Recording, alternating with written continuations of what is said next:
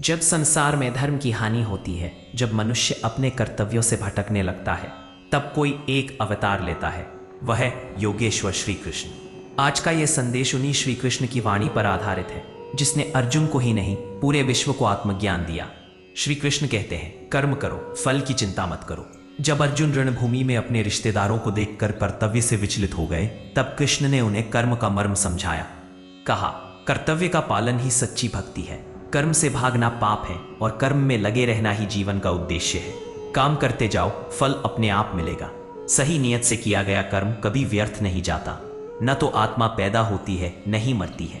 कृष्ण ने अर्जुन से कहा, जिस शरीर को तुम मारने से डर रहे हो वह नश्वर है। आत्मा अमर है, अनादि है। शरीर बदलना आत्मा के वस्त्र बदलने जैसा है। मृत्यु अंत नहीं, एक नया आरंभ है। भय का त्याग करो और आत्मज्ञान प्राप्त करो।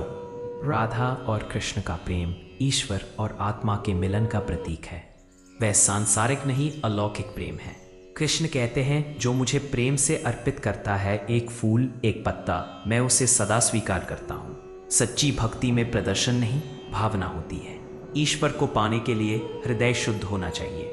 जब जब धर्म की हानि और अधर्म की वृद्धि होती है, तब तब मैं अवतरित होता हूँ। धर्म केवल पूजा नहीं, कर्तव्य, सेवा और न्याय है।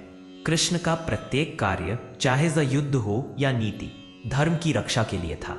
धर्म का अर्थ है सत्य और न्याय के लिए खड़े होना। चुप रहना अधर्म का समर्थन होता है। कृष्ण कहते हैं, मनुष्य स्वयं ही अपना मित्र है और स्वयं ही शत्रु भी।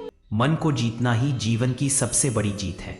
जो व्यक्ति अपने मन को नियंत्रित करता है, वही सच्चा योगी है। ध्यान और आत्मचिंतन से मन को स्थिर करे। क्रोध, लोभ और मोह से दूर रहे। जो सभी जीवों में मुझे देखता है, वही मुझे जानता है। कृष्ण ने सिखाया कि ईश्वर केवल मंदिर में नहीं, बल्कि हर जीव, हर आत्मा में विद्यमान है। किसी से घृणा मत करो। सेवा और प्रेम ही सच्चा धर्म है। कृष्ण का जीवन केवल लीलाएं नहीं, बल्कि जीवन को समझने की कला है। उनकी गीता केवल ग्रंथ नहीं, बल्कि जीवन का मार्गदर्शन है।